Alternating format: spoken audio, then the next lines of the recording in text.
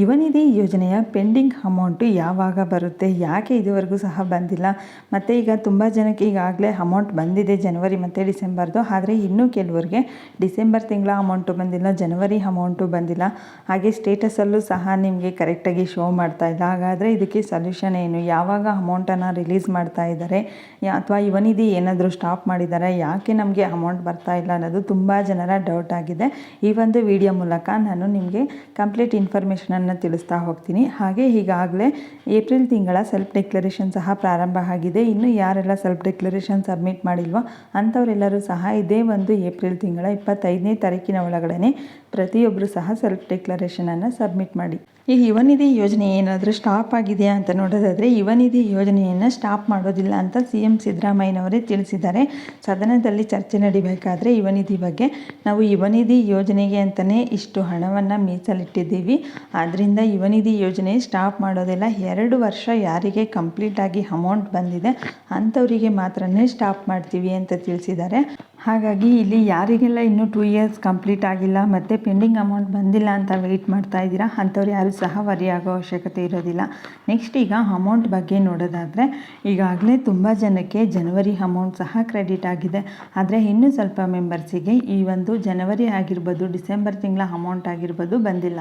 Next ಸ್ಟೇಟಸನ್ನು check ಮಾಡಿದ್ರೆ ಸ್ಟೇಟಸಲ್ಲಿ 180 days complete ಅಂತ show ಆಗ್ತಾ ಇತ್ತು. ಈಗ ಸ್ಟೇಟಸ್ಸು ಸಹ ಅಪ್ಡೇಟ್ ಆಗಿದೆ. ಸ್ಟೇಟಸಲ್ಲಿ ಈಗ ಕೆಲವ್ರಿಗೆ ಒಂದೊಂದು ಆಪ್ಷನ್ ಬರ್ತಾ ಇದೆ. ಸ್ಟೇಟಸಲ್ಲಿ ನೀವು ನಿಮ್ಮ ಸ್ಟೇಟಸನ್ನು ಒಂದ್ಸಲ ಚೆಕ್ ಮಾಡ್ಕೊಳ್ಳಿ. ಸ್ಟೇಟಸಲ್ಲಿ ನಿಮಗೆ ಡಿಕ್ಲರೇಷನ್ ಪ್ರೊವೈಡೆಡ್ ಅಥವಾ DBT ಪುಷ್ಡ್, DBT ಪೆಂಡಿಂಗ್ ಈ ರೀತಿ ಇದೆ ಅಂತ ಅಂದರೆ ನಿಮಗೆ ಇದೇ ಒಂದು ಮಂತ್ ಒಳಗಡೆ ಅಮೌಂಟು ಬರುತ್ತೆ ಅಂತ ಯುವನಿಧಿ ಡಿಪಾರ್ಟ್ಮೆಂಟ್ ಅವರೇ ತಿಳಿಸಿದ್ದಾರೆ.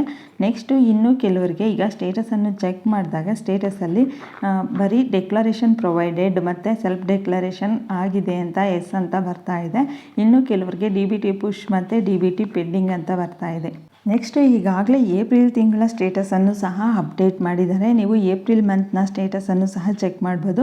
ಈಗಾಗಲೇ ನೀವು ಸೆಲ್ಫ್ ಡಿಕ್ಲರೇಷನನ್ನು ಸಬ್ಮಿಟ್ ಮಾಡಿದರೆ ನಿಮಗೆ ಸೆಲ್ಫ್ ಡಿಕ್ಲರೇಷನ್ ಪ್ರೊವೈಡೆಡ್ ಮತ್ತು DBTಗೆ ಪ್ರೊಸೆಸಲ್ಲಿದೆ ಅಂತ ಬರ್ತಾ ಇದೆ. ನೀವು ಸೆಲ್ಫ್ ಡಿಕ್ಲರೇಷನ್ ಸಬ್ಮಿಟ್ ಮಾಡಿಲ್ಲ ಅಂತಂದರೆ ಸೆಲ್ಫ್ ಡಿಕ್ಲರೇಷನ್ ನಾಟ್ ಸಬ್ಮಿಟೆಡ್ ಅಂತ ಬರ್ತಾ ಇರುತ್ತೆ, ನಾಟ್ ಪ್ರೊವೈಡೆಡ್ ಈ ರೀತಿ ಬರ್ತಾ ಇರುತ್ತೆ. ನೀವು ಆದಷ್ಟು ಬೇಗನೆ 25ನೇ ತಾರೀಕಿನ ಒಳಗಡೆ ಪ್ರತಿಯೊಬ್ಬರು ಸೆಲ್ಫ್ ಡಿಕ್ಲರೇಷನ್ ಸಬ್ಮಿಟ್ ಮಾಡಿ. ಮತ್ತು ಇದರಲ್ಲಿ ಸರ್ವರ್ ಇಶ್ಯೂ ಏನಾದರೂ ವೆಬ್ಸೈಟ್ ಇಶ್ಯೂ ಆದರೆ ಸೆಲ್ಫ್ ಡಿಕ್ಲರೇಷನ್ ಸಬ್ಮಿಟ್ ಮಾಡೋದಕ್ಕಾಗಲ್ಲ. ಇನ್ನು ಯಾರಿಗೆಲ್ಲ ಪೆಂಡಿಂಗ್ ಅಮೌಂಟ್ ಬಂದಿಲ್ವೋ ಅಂಥವರೆಲ್ಲರೂ ಸಹ ಒಂದ್ಸಲ ನಿಮ್ಮ ಅಪ್ಲಿಕೇಶನ್ ಸ್ಟೇಟಸನ್ನು ಚೆಕ್ ಮಾಡ್ಕೊಳ್ಳಿ.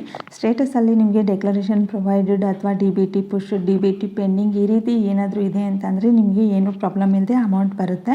ಮತ್ತು ಯಾರಿಗೆಲ್ಲ DDPI ಪೆಂಡಿಂಗ್ ಅಥವಾ DDPU ಪೆಂಡಿಂಗ್ ಈ ರೀತಿ ಏನಾದರೂ ಇರುತ್ತೆ, 180 ಡೇಸ್ ಕಂಪ್ಲೀಟ್ ಆಗಿಲ್ಲ ಅಂತ ಅಂಥವರಿಗೆ ಸದ್ಯಕ್ಕೆ ಈಗಲೇ ಅಮೌಂಟ್ ಬರೋದಿಲ್ಲ. ನೆಕ್ಸ್ಟ್ ಫೆಬ್ರವರಿ ತಿಂಗಳ ಅಮೌಂಟ್ ಬಗ್ಗೆ ನೋಡೋದಾದರೆ, ಇನ್ನೂ ಫೆಬ್ರವರಿ ತಿಂಗಳ ಅಮೌಂಟು ರಿಲೀಸ್ ಆಗಿಲ್ಲ ಫಂಡ್ಸ್ ಯಾವುದನ್ನು ಸಹ ಅಂತ ತಿಳಿಸ್ತಾ ಇದ್ದಾರೆ ಯುವನಿಧಿ ಡಿಪಾರ್ಟ್ಮೆಂಟ್ ಅವರು. ಯಾಕೆ ಅಂತ ಅಂದರೆ ಇನ್ನೂ ಜನವರಿ ಅಮೌಂಟೇ ತುಂಬ ಜನಕ್ಕೆ ಕ್ರೆಡಿಟ್ ಆಗಿಲ್ಲ. ಇದೆಲ್ಲದೂ ಸಹ ಕ್ಲಿಯರ್ ಆದಮೇಲೆ ಫೆಬ್ರವರಿ ಅಮೌಂಟ್ ಬರೋದು ಅಂತ ತಿಳಿಸ್ತಾ ಇದ್ದಾರೆ. ಆದರೆ ನೀವು ಸ್ಟೇಟಸನ್ನು ಚೆಕ್ ಮಾಡಿ ನೋಡ್ಬೋದು.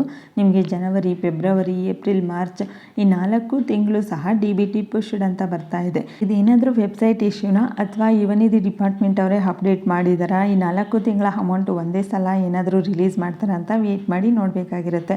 ಹಾಗೆ ನಿಮ್ಮ ಅಪ್ಲಿಕೇಶನ್ ಸ್ಟೇಟಸಲ್ಲಿ ಏನು ಶೋ ಆಗ್ತಿದೆ ಅಂತ ತಪ್ಪದೆ ಕಮೆಂಟ್ ಬಾಕ್ಸ್ನಲ್ಲಿ ಕಮೆಂಟ್ ಮಾಡಿ. ಪ್ರತಿಯೊಬ್ಬರ ಸ್ಟೇಟಸಲ್ಲೂ ಸಹ ಬೇರೆ ಬೇರೆ ರೀತಿ ಶೋ ಆಗ್ತಾ ಇದೆ, ಎಲ್ರಿಗೂ ಒಂದೇ ರೀತಿ ಶೋ ಆಗ್ತಾ ಇಲ್ಲ.